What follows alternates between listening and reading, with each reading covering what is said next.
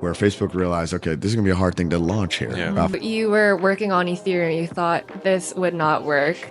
Not everyone was as excited about it as we were inside of Facebook building this thing. But everyone saw the power and the potential. Visa, MasterCard, and PayPal, thinking about the future of payments. To folks like Uber, Lyft, Shopify, and It was others. a happy time in the industry, Like, what is Aptos concentrating on right now?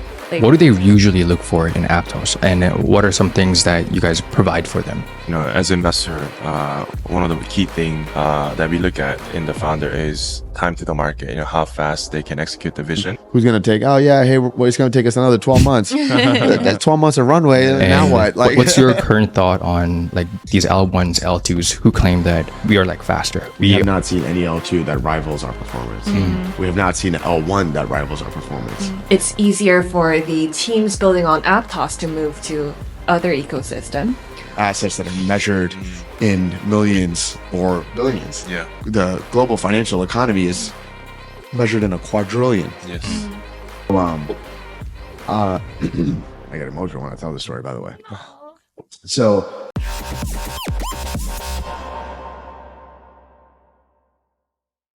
Welcome back to PFP. We have a very special host with us today. Who are you? My name is Back Kim from Hashed. And also, we have a very special guest. Who are you? Mo Shaikh, co-founder and CEO of Aptos.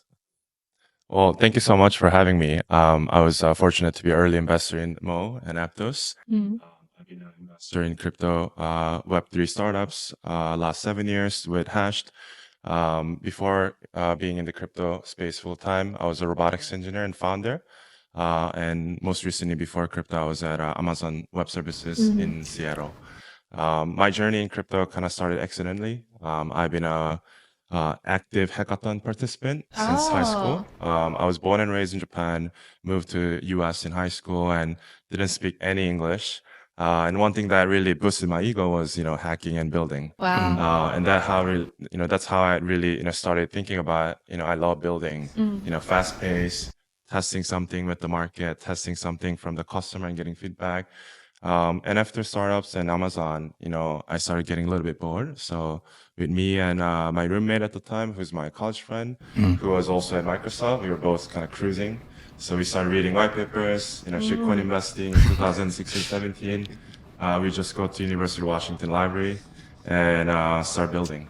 I ended up joining Hashed. I brought Carl, my roommate at the time, to one of the investment meetings there. And he ended up joining Solana as a number 4 or 5 engineer. Wow. And he's still there, not retired, probably the most tenured engineer.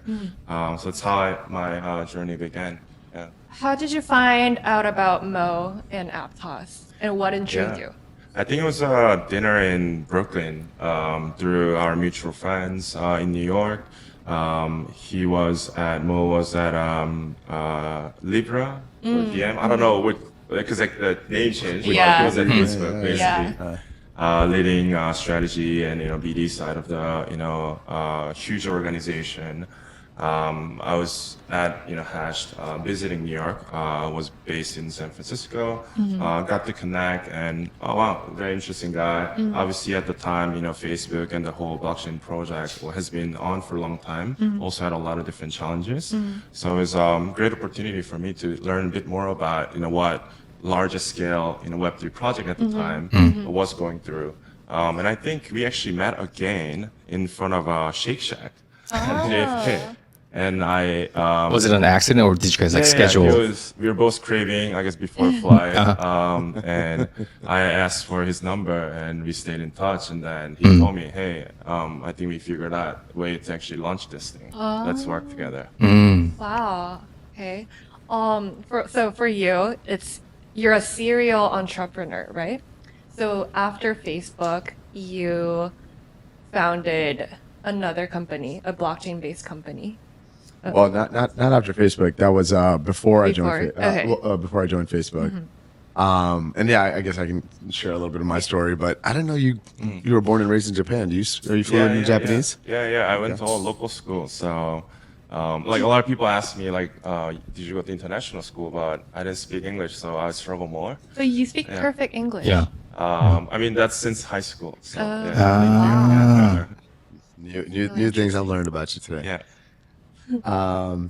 I mean, we all, I think I've had interesting journeys to crypto, and so it's interesting to hear yours. And, mine started off in a little bit of a roundabout way. My parents are originally from Pakistan. I was born in Abu Dhabi, and they immigrated to New York when I was 4 years old. And my mom was a stay-at-home mom. We had 5 siblings. We grew up very, very humbly. Actually, 5 of us altogether. I'm the oldest of 5. And, my dad worked 2 jobs. He would work in a bedding factory in the day, and at night he drove a taxi cab. And I didn't really understand the part of the taxi cab, because he would come home and it was always weird in terms of how much money he made. I was like, why is this not consistent? Yeah. And I started to learn about not only the volatility and how, affairs obviously work, but also if he made $100, he would come home with like 50. And that's because there were so many middle parties in between. Right. And I didn't really understand why that system was so, built the way it was, and so inefficient. Fast forward, I studied psychology and economics in undergrad in New York as well. And I thought, well, I think there's some like interesting stuff around finance. I went on to work in finance. I worked on Wall Street at places like Royal Bank of Canada, covering derivatives. I then went on to work at BlackRock in the asset management team. And still the same sort of story, right? Like these systems are really inefficient, right? Like how is trading and settling of financial products so old school when we have technology at this I point? tried a stint during college as well. I did a Merrill Lynch internship sophomore year, because I just saw all the upperclassmen wearing suits and doing interviews, getting flown out to New York to do interview, and I was like, wow, that looks cool. Engineer coding in the basement. But I also had a similar feeling where, this is an amazing career and it opens up a lot of opportunity. But I think going back to my roots in like hackathons and building, I felt like I needed a bit more creativity and room for, accidental success or, accidental experiments that I can do as a builder than, being the best within the very strictly systemized organization. And I mean, it's unbelievable in terms of like what pushes you to move into these places, right? And working in these types of large organizations, you see how inefficient some of them are, and just scratching your head. Especially, I can only imagine as a technologist or as a computer scientist, you would want to think that, dude, these are problems that could be solved with code, with thinking about going beyond the existing systems. And so I've always kind of held that in my mind. Being a problem solver or looking for new existing problems to solve. One of my mentors when I was at BlackRock, she pushed me to go to business school, and I thought business school was a scam, to be honest. And I was like, why does this cost so much money? And I feel like I'm already on a good track, but I'm really glad that I did. I met my wife there, who Beck knows, and but more importantly, I got to endeavor into being an entrepreneur. I founded a startup while I was in business school that ended up getting acquired. I did a bunch of failed startup ideas, which is good because it creates that safe space to kind of have that accidental run-in that you talked about. And but I was honestly nervous going into entrepreneurship, and I was like, well, after business school, I'm just gonna go work at BCG. I'm just gonna be a good consultant. Pay back the MBA loan. And you have that FOMO of just like, well, everyone's putting those suits on again, so I guess I might as well do the same thing. And I joined BCG. I moved to Dubai and spent a lot of time in many countries in the region, solving a lot of interesting problems. But again, same thing. These problems should not exist. Why is it so difficult to move money from one central bank to another central bank, especially one that's right down the block, conceivably? And how do you make it more efficient? And we were trying to build solutions around using blockchain to do that. And I was like, well, blockchain's interesting. Like it can actually solve some of these problems. So this was in 2016, and after really going deep into the space, someone from ConsenSys reached out, and I started chatting with Joe Lubin and the folks there, and next thing you know, I was at ConsenSys, and got to work on really cool things like Truffle and Fura, MetaMask, all these amazing projects or products at the time that helped grow the Ethereum ecosystem from when it was nothing in 2016, right? I mean, and seeing the potential of this technology, I was excited. I was really excited, but it was really early to explore what could be possibly built on it. Things like CryptoKitties came out and people were going wild, and I thought breeding cats was definitely not the end use case for crypto. I went back to my BlackRock days and my RBC days and started thinking about, okay, well, these systems that we were using in the past, they're really inefficient. And if you could have programmatic trade and execution and finality, settlement, you can get a lot of costs out of the system. And they make them more transparent. Make them, much more efficient and available for others as a result. And that's the world I want to live in. I want, these assets to be available to anyone globally. And if you can make it cost efficient enough, you can do that. So I tried to build a tokenization platform called Meridio early on. And, it failed massively. Right? Like startups, failure, people don't talk about it. People think that, you see a startup founder that's successful. It's like, that's because they failed a lot of times probably underneath that. And Meridio failed for many reasons. At the time there were no stable coins, no on-ramps for solutions, no custody solutions. No one wanted to tokenize anything really, unless it made them a lot of money, which, that was even skeptical. What was your first tokenized product? Our tokenized product was a property in Brooklyn, actually, which I was really excited about. In the Bushwick area. I forgot the address now that I think about it. But it was owned by a private equity firm, and it was a Reg A asset. And the cool thing about that was if all four of us were renting in that property, it's cool, right? Like Mo, I see you, we're neighbors, whatever. One day Mo is gone, and maybe Beck moves in, and it's very transient. Rental property ends up being a very transient relationship. No one really feels like they're embedded or part of that community. And so the view was, well, if you could actually have shared ownership, I may not be able to afford 100% of my apartment, but maybe I could own 5% of it or 10% of it. And we all own 5% of the building. Like we would feel like, okay, let's not throw stuff on the floor. Let's not, do graffiti on the walls. That actually could have been a good investment now that Bushwick is such a quite crowded, popular neighborhood. Not a bad property to start in terms of IRR. That's absolutely right. Yeah, we should have spoken back then. And we kept that tokenized real estate investments. Where were you guys? But to the point of, if you have that shared ownership, we feel like we care for this thing more, and you create deeper communities. And so I think what crypto can do is bring that sense of shared ownership of apartments. So now I'm kind of thinking about like APT, and I saw your booth at KBW. And it looked like IKEA at first, and I realized it's actually apartment room. Oh, did you guys see that? Yeah, it's a meme in Korea. Like or is it globally? But like one APT equals one apartment. Yeah. And since apartment is the final form of investment in Korea, especially, it's been viral. That's exactly why we set it up as a nice, cozy apartment in KBW. That was a great event. IKEA you guys, showroom. Oh, of course. Thank you so much. I mean, we've been doing this for 7 years, and our team is always, hustling and almost dying hosting this, but we're happy to see this growing every year. And I think it's actually very unique that it might be the only sector in general tech or even non-tech industry where top tier founders like you come to Korea with passion to do something and make something happen here, which is very different historically in any part of the tech industry. Like we have to beg a lot of these founders come and do something in Korea or really appeal that Korea is meaningful business sector. But in crypto, we've been very proud that we built this platform. It's a phenomenal platform, and I can be the salesperson for Hash, right? I think you guys have done a great job not only building an amazing presence here in Korea. And I was hanging out with some of the team the other day. I was talking to Ryan. They really helped us. I mean, the APT meme is interesting, but I think the support that we got from Hast to speak with a lot of the local partners and understand the Korean sort of system of not only the culture of working, but who are the right folks to work with has been invaluable. And so obviously that's been great.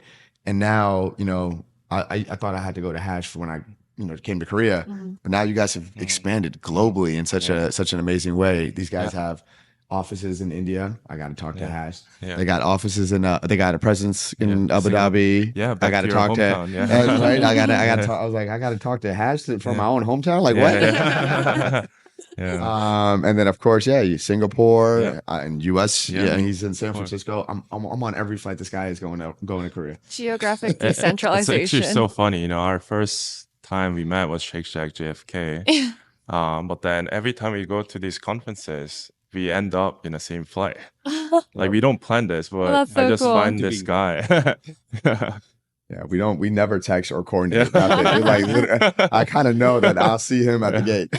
Now I gotta watch out. In front of Shake Shack. There's no Shake Shack at San Francisco airport. We got to fix that. So Yeah. But yeah, so I guess where was I? Oh yeah. What was the blockchain that you used for Meridio? For Meridio, that was Ethereum. And it's a good point. And Ethereum, what we learned, not only is it very difficult to have things like stable coins and self-custody solutions or qualified custodians that exist then, but it was also hard because, even if you had the same problem in CryptoKitties was the same problem we were dealing with, right? Everyone was, CryptoKitties going viral. Well, now gas fees are going up on Ethereum. Right. And so, this is a time when L2s didn't really exist or roll-ups and a lot of these, solutions to these problems that exist. And so, we were like, this is going to be a hard battle because the infrastructure is not ready. And if you look at traditional financial markets, going back to Beck's point, if you want everyone to be able to own a piece of Bushwick or Seoul or wherever, you better make sure that this infrastructure works really, really well. Yeah. And so that was a very big pain point for me. And, Meridio ended up, getting fully acquired by ConsenSys. And we started thinking, okay, well, what kind of happens next, right? Like what is the biggest problem to solve in this space? Because the potential is now clear, right? You could see what could happen if you can bring this vision to life, but you need really good infrastructure. And that's when, I met the team at Facebook that was building Libra and DM, and they were very ambitious in what they could potentially do. I mean, the social network that has 4 billion people is thinking about creating new economical access and starting with money moving fast first. And I was like, wait a minute, this could be great or it could go terribly wrong. So I was optimistic, of course, and I joined Facebook and worked on the Libra project. And that's how I got to meet Beck, of course. A lot has sort of transpired since then, where Facebook realized, okay, this is gonna be a hard thing to launch here for many reasons.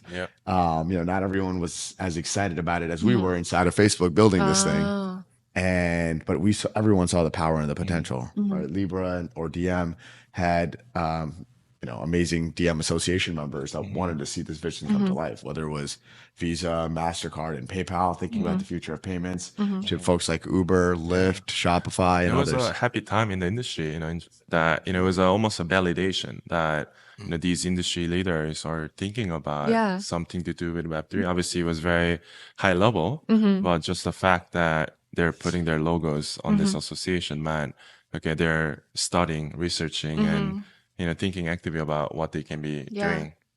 Blockchain matters. Yeah. And we spent a lot of time. I mean, we were a big team focused on this, and we're building the blockchain side of Facebook.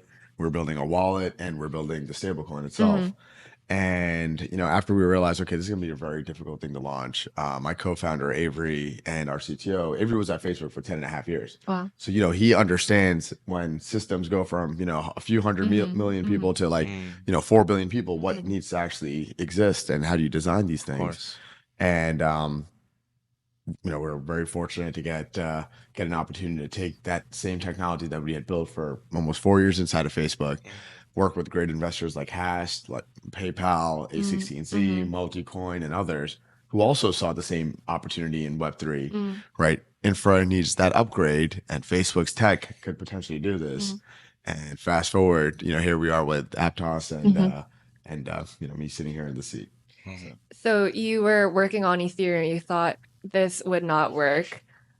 why not make everything from scratch? So Move was invented, like the language was invented, and the Move VM was invented. How is that different from EVM or Solidity? Yeah, so the Move smart contract language is inspired by Rust, and it was built inside of Facebook by a great group of folks. Many of them are the core contributors to Move, and they're on our team. So we're very proud to have one of the largest Move teams from the original Move builders. But Move looked at when we were looking at, well, how does Solidity work? How does the EVM work? We knew building from the ground up, as you called out, is going to be really important. You have to design these systems to not only stand the test of time, but also be very easy to use, have safety and security built in. If Beck is writing smart contracts, well, he wants to have some sense of assurance his smart contract is going to do well and perform the way it wants to. So not only did we build our own smart contract language in the virtual machine, but Wolfgang on our team, the inventor of the Move Prover, or a formal verification engine, gives you all these additional features. So Move is a very easy to learn smart contract language. It's a very powerful one in that sense. And of course, it comes. Aptos Move comes with the Move Prover, which is really unique. I know a lot of Move-based chains are being inspired, or a lot of chains are being inspired and looking at Move. But having the Prover is one of the most important parts. It gives you that safety and security. And we're seeing great pickup, right? The community and partners like Movement are building using Aptos Move. Nisha. There you go. That's right. That's right. I think you guys might even have a couple of at least one portfolio company that's doing picking up Move as well. And we're seeing large institutions across the world. When a Web2 developer back in the day would look at the Web3 world and say, "Wait a minute, this doesn't feel comfortable to me. It's not enterprise ready." Now they come in, they see Aptos Move, they see things like the formal verification engine, the Move Prover. They're like, okay, now we're ready. And so Move has certainly been a great differentiating factor. And I think something that pushes Web3 forward. And obviously we're seeing a lot of these protocols seek inspiration from us, but also amazing portfolio companies that you guys have exposure to, taking advantage of it. Having a robust infrastructure is it's a different story from what DApps are gonna be on Aptos. What is Aptos concentrating on right now? I don't know, consumer DApps or DeFi. Yeah. And how do you find those builders? Yeah. Okay, those are very complicated. Maybe I'm going to pass that second question to Beck, because he's the one that finds amazing builders. But the first one I would say is, what is a blockchain really good for? At the core, at the crux of it, it's here to be able to move things across the world, or as digital assets specifically. If you want to send something from Seoul to London to New York to wherever, right? It should happen instantly. And what are those things that move today?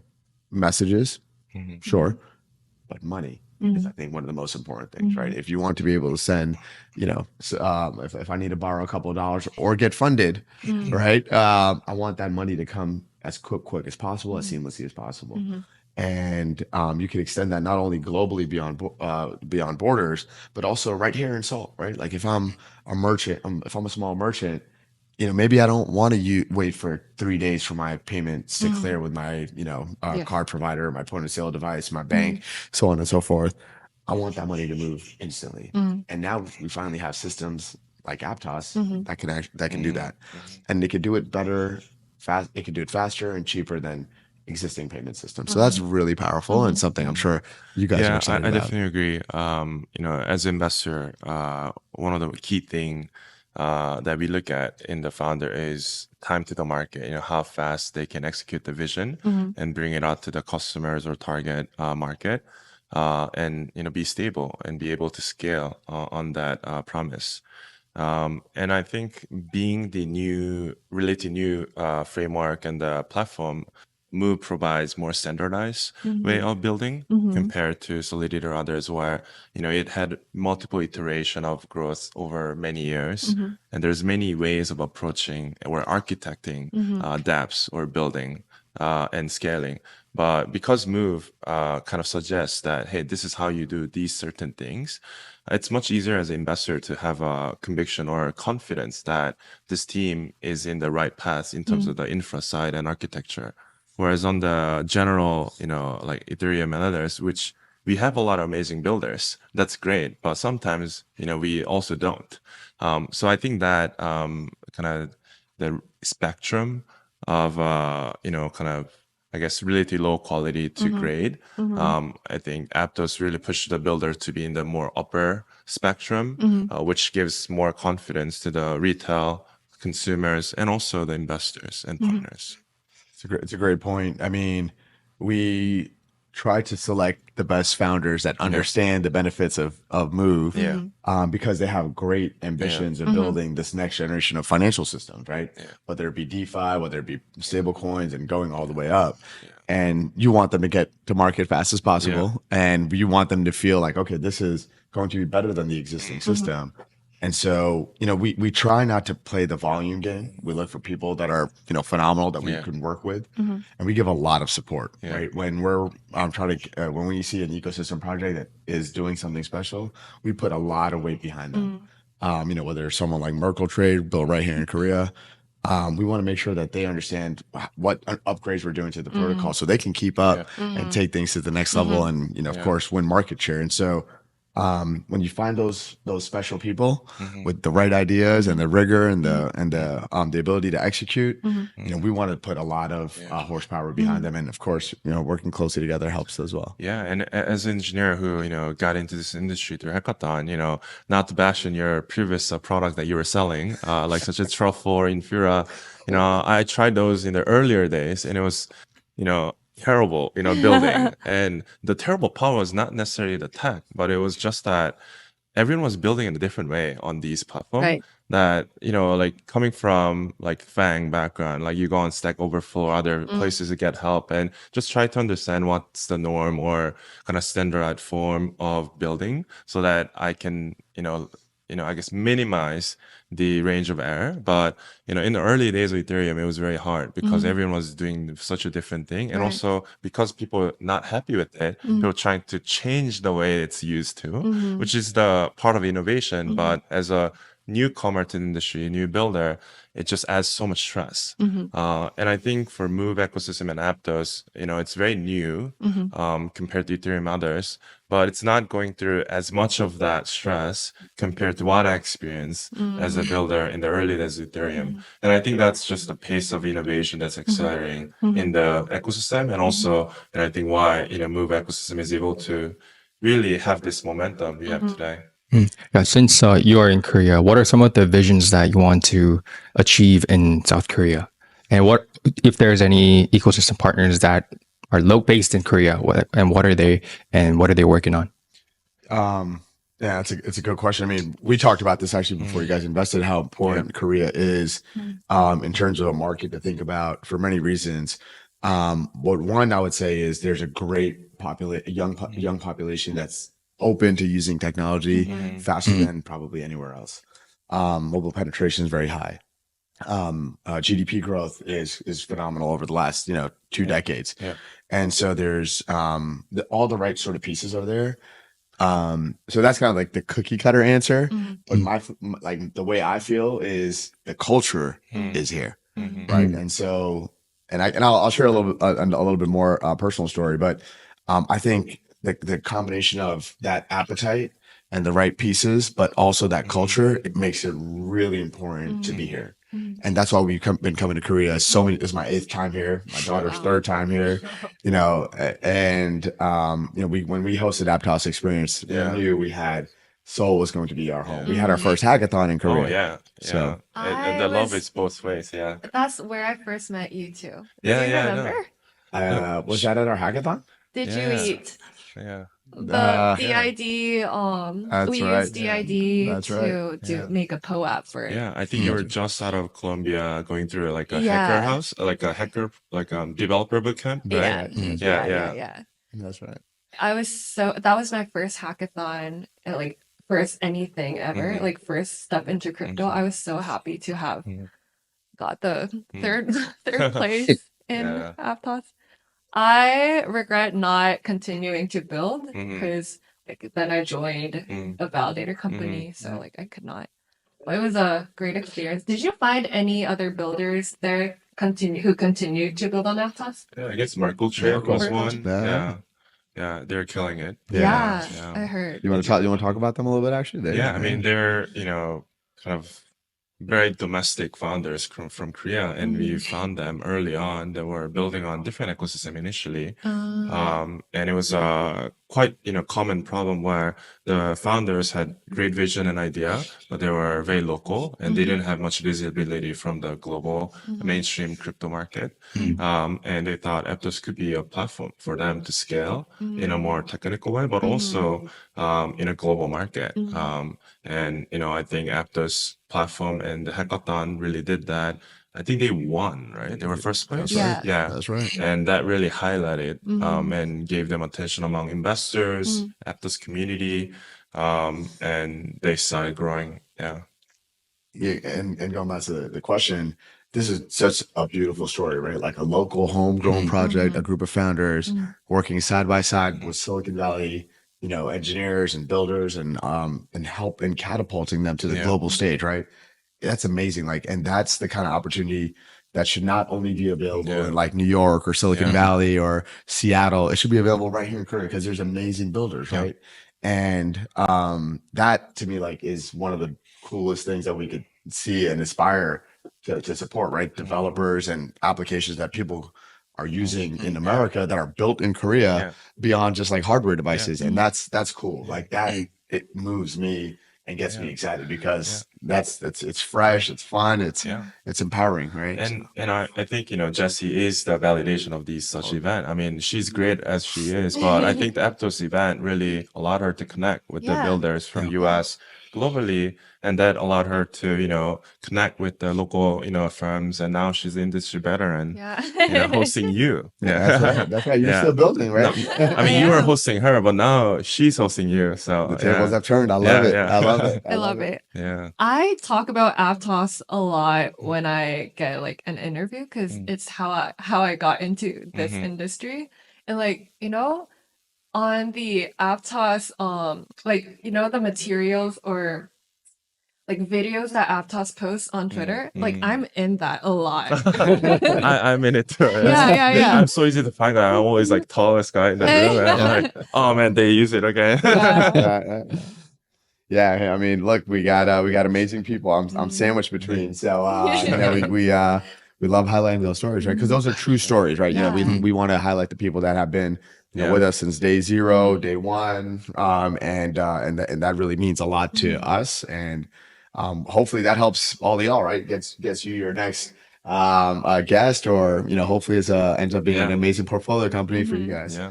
But in terms of partners, I think you also talked about. Because we've been here so many times and had great support from folks, we've been able to lock in partners like SKT, who have built T-Wallet, a wallet designed to support the next generation of asset custody.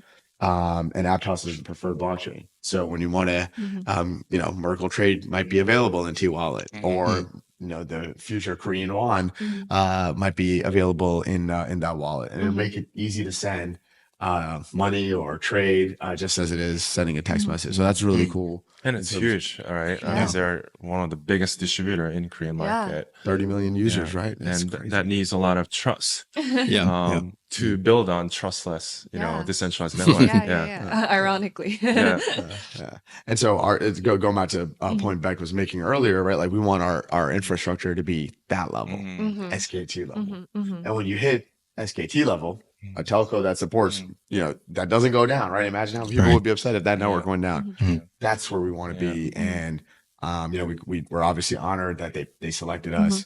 But we have amazing other partners like Lotte, building the future of loyalty on Aptos, partners like Solan, Deutsche Motors that are thinking about interesting mechanisms of within understanding what the users are doing in different environments. And so there's a great group of local partners here. Not only entrepreneurs, but large corporates that we've been able to work with. And that's led us to like, I can't keep flying here all the time, as much as I love to. I was literally talking about imagining living here and what neighborhoods I like. And the food that I love, which is going to probably drive what neighborhoods I like. But that led to also thinking about where we need another office. Like we need to have presence here. And so, we have a group of people working right here in Korea. And we just opened up our office in Gangnam, and we're really excited about that. Yeah. Some of our builders and your Portico Merkel are there. Yeah. So shout out to them taking up that space, and we hope that becomes the beacon and hub of building the next Silicon Valley right here in Seoul, right here in Gangnam. Like that would be cool. Maybe Gangnam might be the place I need to live. Is this the first office outside of US? That's right. Wow. Yeah, that's huge. That's right. That's an honor. Yeah. Just getting started. Yeah, Just getting awesome. started. Yeah. Also, are you expanding the Korean team here? I mean, we have to, right? Like we have to, and we're always hiring. So if you're an engineer or a builder, if you are interested in business or marketing, we think that local people understand local markets and can execute really well. The cool thing is they get to, take a little bit of Silicon Valley or New York, where we have offices with them as well. So they train up and get a global training program. And so imagine having that level of exposure. And then of course, like that will also ultimately lead to great expansion here locally in Seoul. So we're hiring, apply. Thank you for the call to action. Whether you want to be an intern or any industry you're interested in, let us know. And we're happy to have a conversation. Yeah. In terms of partnerships like builders and corporations, what green flags do you see in them? Like, what are the green flags you're looking for in the teams? I guess to add on that, as an investor with obviously a lot of partners in Korea, I do notice that many of these corporations tends to prefer kind of permission or closed off like kind of subnet or like super chain models. What are your thoughts on that? I think that pushes you to really customize for them, which is not necessarily the best thing for usually layer one, this value accrue. How do you balance that? Man, that's a spicy question. Yeah. I love it. I guess I'll take yours first, and then I think it naturally address your question. Yeah. That is one of the first selecting factors, actually, right? Like if an enterprise partner is like, hey, we think Web3 can really do something, but we want a permissioned network. We're like, this is going to be very expensive to create, maintain, and integrate, and it's probably not the right path. And the value accrual, to your point, is not there either. And we also don't want fragmentation in that ecosystem too, right? Like if we're using different networks, we're back in the same space we were, or we're living in now, right? We want a network that can support pretty much everything. And so that is a very important question and often when we dig a little bit deeper and ask them like, okay, why do you want a permission network? They'll say, oh, well, we don't want our transactions to be public. We don't want the fees to go up. We want to make sure there's, guaranteed reliability. We want to make sure their SLAs are that of like an enterprise. And we're like, check. Like we got all of that on the permissionless network. So we have veiled transactions. So if you and I are trading, you can't see how much money is being moved or who is trading. We have those veiled transactions are super helpful. We have design mechanisms to make sure cost of a transaction remains incredibly cheap, 1,000 of a penny, so essentially free. And so if you want to support 500 million transactions in 24 hours, you can do that, and we can talk about that too. But that's a really good selecting factor. I think the positive side is that a lot of these corporations, we also help evangelize, educate, and go. And I think the reason they ask this such question initially is the kind of built-in fear that and that fear comes from not fully understanding it. Right. But interestingly, a lot of them start with this kind of permission environment, but then they also realize that we're probably going to hit a wall. This is not exactly what they were envisioning through blockchain, and then they start opening it up. Yeah. So I think it takes time. But also, I think these as a more of a practical progress, especially in these kind of hyper local markets that are big enough to be very meaningful, but also very highly customizable needs are there. Same thing with Japan and other markets. Right? Yeah, it's an excellent point. It's a great one to kind of think about too. And on those points that, or like these niche markets, when we speak with large enterprises or, partners, what is the use case? What is the problem that you're really looking to solve, and how, like, what value is unlocked by solving it? Yeah. That's one of the most important questions. I would say, like, otherwise you're just experimenting in the lab, and that's not going to lead to like anything sustainable long term from an outcome perspective. And then do you have the team and the resources to actually do it, right? Like, so some might have figured out, okay, fine, permissionless network, where we get it, we have a use case, we have no team. And so this is where, like, okay, well, we're gonna have to do a lot of the heavy lifting. We're happy to. We just need to then find the right balance of execution and the commercial relationship. So those are the things that we look for. On the other hand, you have to you're recruiting a lot of ecosystem applications, right? And what do they usually look for in Aptos, and what are some things that you guys provide for them? It's an excellent point. I think there's typically two types of like Web3 developers that we end up running into. Some are, majority of them used to be in the first category, which is, I was building on Ethereum or Solana, and I'm having problems. Right? The second type of developers, I think Web3 is really interesting. I used to work at Amazon, Facebook, Google, and I'm ready to be an entrepreneur and take that leap of faith, but I don't know if the other ecosystems are the right ecosystem for me. And so those two developers or those two categories of developers is where we end up spending a lot of time educating them on. Well, we don't have to spend that much time educating, because now the performance is there. You can see the network. And so if you're building a DeFi protocol where 20% of your transactions are failing on Solana, you're not going to have that on Aptos. You're going to have sustainable gas fees. And that is really important, because that's the livelihood of, founders of Merkle trade, right? And that's meaningful. For the new developer, they're used to it's literally back, right? Like the person who is like, hey, I'm used to this level of building. And if you come into Web3 and these different ecosystems, like, this isn't what I'm used to. Like, this is going to be harder for me to get to market, right? Like, Hash is not going to invest in someone who's going to take, it's going to take us another 12 months. That's 12 months of runway. Now what? Like, it's not my problem. It's actually there. Exactly. Exactly. And so when we find someone like Beck, who is used to like that level of shipping, we run for those types of developers. Like, we're so excited to work with them. They speak our language. They know what the pain points are. They know what problem they want to solve. Is very clear. And we love finding, we love finding folks like him too. I think one spicy take here that could be interesting to hear a bit more from you is that I think there's a bit of a kind of branding or perception of Aptos as a bit of a elite engineers doing blockchain. Coming from Facebook and all the engineers. I mean, I've met most of your team. They all come from very strong decades of FANG, backgrounds, and I'm biased because I also come from that background. But also, I think that's sometimes a bit turn off for some of the builders, because like in Web3, we're all Digins, and we come from very diverse set of backgrounds. Sometimes no formal education or no previous professional experiences. And sometimes I think, Aptos may be seen as a bit too stiff or, these guys all come from Brecklock and all these great success.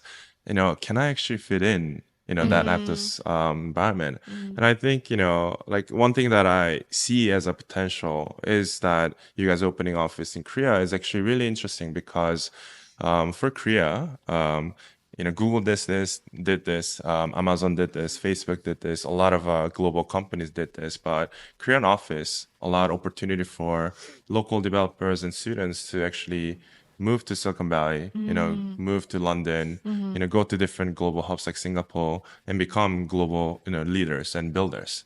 Web3 or, Aptos can become that career path or personal growth opportunities for whether that's founder or joining Aptos team at the core lab level. That's a great point. And I appreciate you highlighting that perception. But it couldn't be farther from the truth. Right? Like when I was growing up in Brooklyn, I loved to play basketball, and I wish I was your height. All right? But I'm terrible. Yeah. We need to switch bodies now.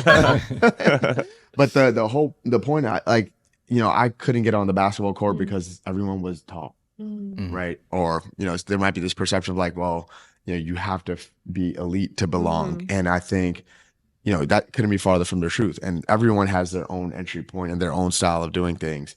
And I think we respect that. And I kind of shared my story with you guys. Like, I'm here because I worked really hard. I have amazing, friends that also believe in me. And, it may come off, we come from amazing places, which is true. But we come from these amazing places because we work really hard and come from almost nothing. Yeah. And that is the beauty of Web3, right? Yeah. And so whether it's opening an office here in Korea, or coming to Silicon Valley, we hosted a bunch of our builders in California. In fact, we're going to be hosting a bunch of our builders in New York later this year. People that may not have the resources to come out there, we're flying them out. Why? Because they've been building, and they've been building good stuff. They showed, they got better and better. That's what you want to see. And now we're going to put them in opportunities right in the heart of New York, working with, partners like OKX, an accelerator that we're running your with. office right in Soho. Right in our, right. That's right. That's right. Yeah. Beck is a regular there too. Yeah. And so, we want those people actually that come from a different style or background but have a vision that they're willing to work hard and can kind of take it to the next level. And so, again, there aren't that many people like that. And it is, I guess, interesting to say we may come off as elite, but like we come off elite because we come from nothing and we work so damn hard to get here. Yeah. And I want to help create the next generation of that. So in fact, the messaging should be the opposite. Yeah. If you come from nothing and you want to like enter, like we will make you elite. Yeah. And we're both first gen, Americans. So that's right. Yeah. That's right. That's right. It kind of reminds me of, I don't know if you saw the Olympic campaign but for Nike, where winning isn't for everyone. Yeah. Right? Like it's hard. Yeah. Right. And so and we recognize how hard it is. And I'm sure as investors you recognize that, and we see the way you guys support your ecosystem, your portcos, including us. Like we want to make it as easy as possible so these people can do the hard things, right? And so that's for sure. Yeah. So yeah. It seems like Aptos is like doing really great in terms of partnering up with enterprises and also building that developer community and also having that ecosystem in Korea. But it's really important to retain them as well, right? And right now, in the Web3 space, there are like a lot of L2s, like new L1s. And they have to approach these applications to like convince them to build on top of them, right? And what's your current thought on like these L1s, L2s who claim that we are like faster, we have like a better ecosystem, we have more fund? What's your general thoughts on the current situation? It's a interesting point to talk about. I mean, yeah, we are seeing L2s and other solutions trying to come to market to solve the problem at the L1 level. And I mean, those problems, if they're hard problems to solve, but if you're at Amazon or at Facebook and you're looking at designing a system, that system should be designed to be upgraded. And because some of these systems have not been, you have to kind of build up this like interesting stack. And then it starts to become a very difficult stack for someone like, Beck or the next engineer to navigate. And so if you're building on a roll up or like an L2 level, like you're still going to be dependent on the L1, of course. But if something goes wrong somewhere within that wonky Jenga puzzle, I mean, like we've seen what happens. Like if you pull out the wrong brick, it's over, like everything comes tumbling down. And that just creates a lot of headache and management for people to navigate. And so, sure, like you can build on an L2 if they're going to give you incentives or whatever, but I mean, they're probably paying you for, pain that you might have to deal with. From our side, just like purely from a performance perspective, we have not seen any L2 that rivals our performance. We have not seen an L1 that rivals our performance. And so if you're worried about, okay, I need to be able to support high frequency trading, DeFi stuff, and like DGen, meme coin, NFT stuff, or SKT, you want to build it on the network that's incredibly fast, cheap, reliable, and will continue to evolve and grow. And that's what Aptos is built for. We did, 50 AIPs in the first year. 50. No network outage, no downtime. 5 major upgrades to the protocol, where we just announced Move 2 a couple of days ago. So Move is going to get an upgrade, massive upgrade that's going to further improve latency. We're going to be, we just announced Raptor, which is going to also further improve latency. So we're upgrading ConsenSys, language, virtual machines. And again, like in order to do that, like you need some of the world's best consensus engineers, language engineers, or researchers to push this stuff forward. But that means, if you're building on an L2, you don't have to worry about any of that stuff at Aptos. And I think, I mentioned this a little bit earlier. Let's maybe just talk about what that actually means in reality, right? So we had a Web3 game called Tapos that launched on Aptos about a month ago. And I mean, like, tap to earn or tap to like play games are kind of scary because like people are gonna be tapping, and tapping a lot. And so this tap game had 500 million transactions in 24 hours. Wow. It's a lot of damn taps. But the cool thing was, is it one transaction per tap? That's right. Wow. That's right. I don't know who designed that. But That is crazy. But people build bots to tap, and like it was just like, damn, wow, it was going crazy. And they just like physically put vibrators on their fingers and like do that. I tried to play that game. Yeah. I was like, my hand was shaking. But the cool thing is, like, while that was happening, no network issues. Wow. No failed transactions, no change in cost. Battle tested. Right. That's something to flex. It is, and that is 10 times greater than the other protocol. Yeah. Which is Solana. Solana was able to do 50 million transactions. So we're already 10 times better. And Solana has transactions that are failing. They have costs that are going up. They have other issues, right? And so for us, like, we're just like in our own league at this point right now. And that league is comparing ourselves with Visa, MasterCard, large enterprises that you talked about. And so, we get it. Like, you have to showcase what you're doing. And the good thing is we have amazing ecosystem projects that are showcasing it for us. Yeah. I like to see a lot of, I like to see how the Move VM layer ones are expanding, right? There are more and more Move VMs. But that would also mean that it's easier for the teams building on Aptos to move to other ecosystem.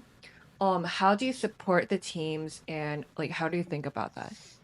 Yeah, I mean, a good example of that is probably Movement. They were looking at all the different Move opportunities and realized, okay, EVM and Move could have some interesting things. Maybe like there might be something there. Rushi, Will, and the gang there, I think are they have a unique approach, and they're taking Aptos Move, the Move that we built, and implementing it out there, and we'll see what happens there. And in that journey, like, we're happy about that. We want to collaborate with partners like Rushi. They're pushing Move forward. We have a constant dialogue with them. We play basketball with them, and their research team comes over and hangs out with us. Still play basketball? We still ball. I still ball. Their research team comes and hangs out at our office, and we exchange thoughts, and it's great to have that connectivity with people that are excited about Move. It's like, if everyone's building using Rust or C or Python, right? Like, you want to be in that community. And so we're proud that Aptos Move is growing in this massive way. I think you're opening a gate for other ecosystems to still be part of, Aptos. Yeah. I guess touching back on Jesse's point a bit on, and you mentioned like we're faster, better as a chain. I think some other chain could also say that we have more assets on chain. And you started your career in crypto as bringing assets on chain. How do you see Aptos growing in terms of like the asset size? Ooh, that's a good one. I mean, any blockchain out there before Aptos launch is going to have more assets on chain because we're new, right? Of course, yeah. So it's and in crypto, it's most efficient capital formation platform. And I think asset also becomes a bit of a go-to-market. Yeah. Right. Yeah.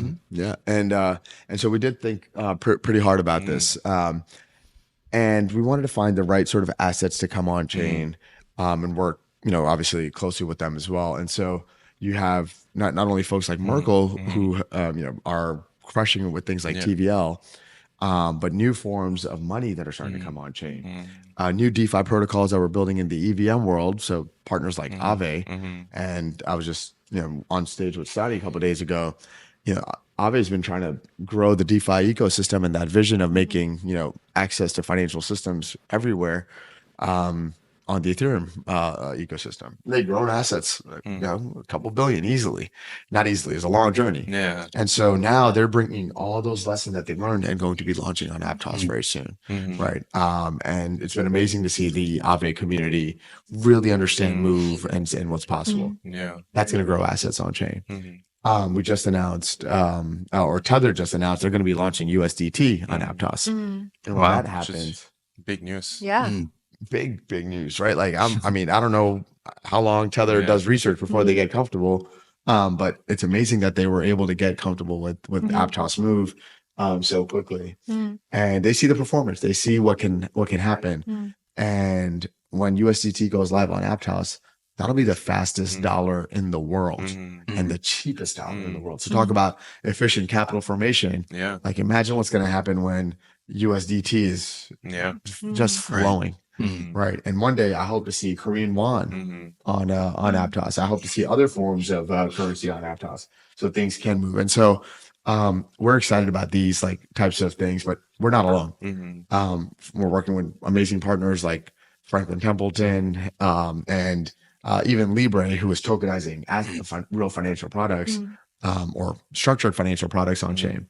And yesterday at Aptos Experience, we just announced that they will, Libre is going to be launching Hamilton Lane products, BlackRock products, and Brevin Howard products on Aptos. Wow. So that's going to be really cool to see these financial products all on our network. And going back to your point, like these aren't assets that are measured in millions or billions. Yeah. The global financial economy is measured in a quadrillion. Yes.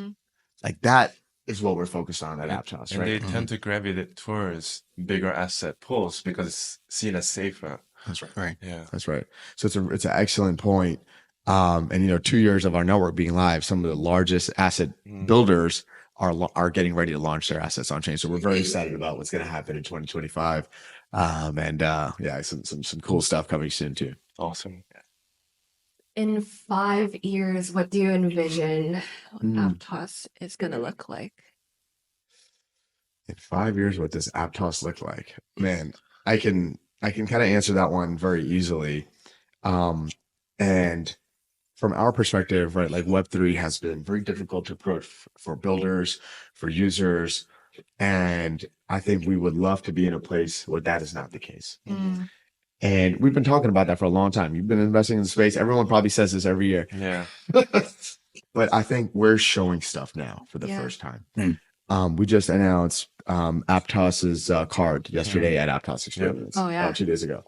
And a lot of lucky people got it. 500. We gave out 500 of those. That card costs $100, by the way. So people don't even realize the $100 card they got. But you got a random amount of APT or USDT on that card. And if you didn't get one, if y'all didn't get one, let me know. We'll hook y'all up. So it's a little gift card, like a card? It's the same company that makes the Amex Black card. Wow. Yeah, so it's a really cool card. And the neat thing about that is you tap it and you pair it with your Petra wallet. But if you spend it too much, you can't buy an apartment. Hold it. I love that, my guy. Everyone's hodling. Everyone's hodling.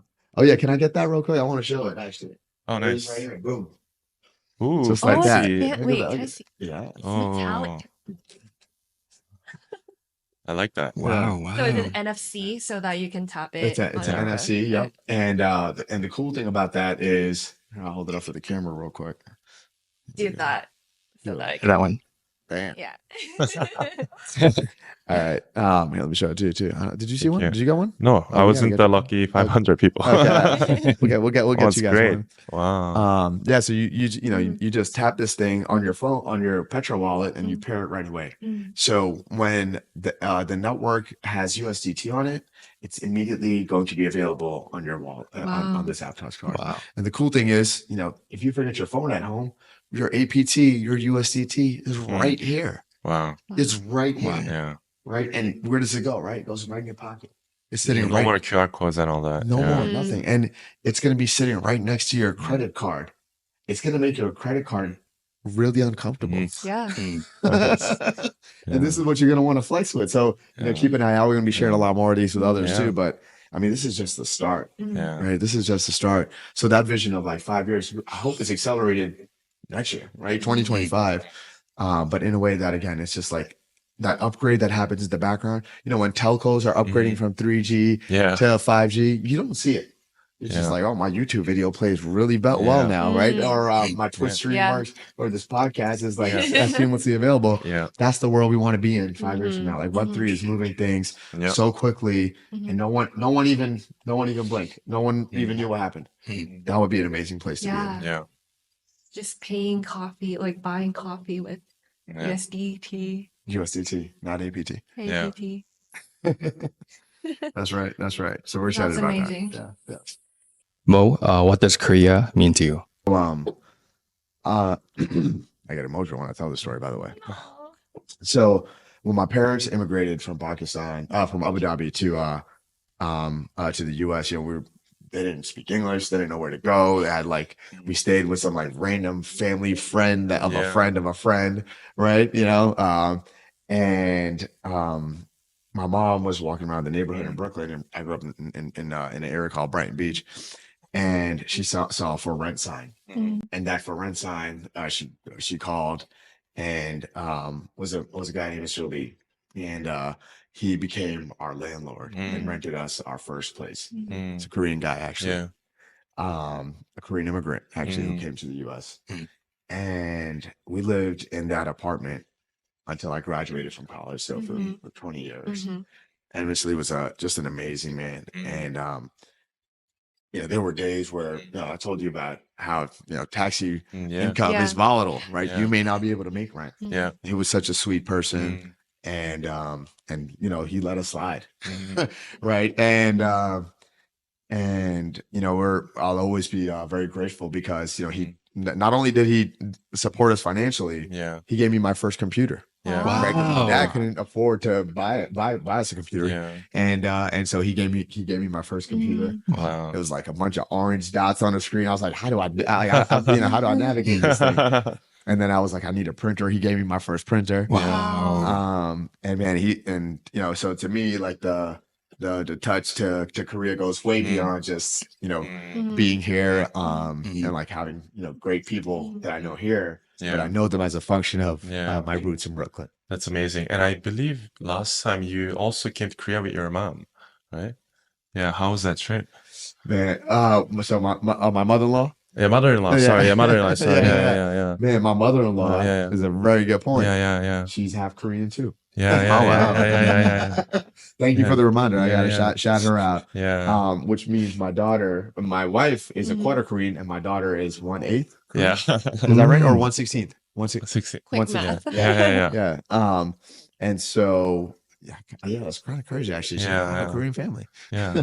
And my daughter's been So here the three both times. mother side has some kind of Korean connection. That's right. Yeah. That's right. And so Korea is definitely very personal to me too. And my co-founder Avery, his wife is Korean. Yeah. So yeah. there are many reasons why Yeah. Korea, why Seoul is so special to us, Yeah. and will remain special to us forever. Yeah. So And I saw a photo of your daughter being on stage. Mhm. How did that happen, and how is it?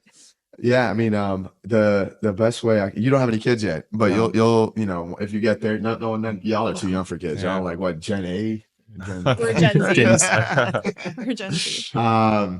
But it's when you're in this space and you have to travel a lot, it's hard. And the best thing that I can do is just try to bring my daughter with me. Yeah. And going back to the point of like how important I think it is to be around people so you can learn.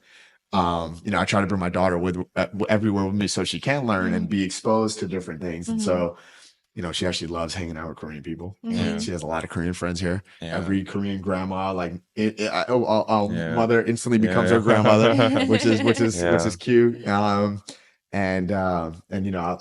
was, she's great on the stage. Like, she's very interested. natural. She's born to be. She loves the spotlight. But she's just like she's a very cute baby too. So it helps. She is. That's She is awesome. Well, thank you, Mo, for coming. It was very fun. It was very thoughtful and genuine. And thanks for sharing your story. You can go now. Thank you so much for having me, Beck. It was a pleasure sitting next to you as well. Thank you for sharing your story with us too. That was fun. Was it your first time revealing that story? I shared it with a very small group, but I've never really shared it.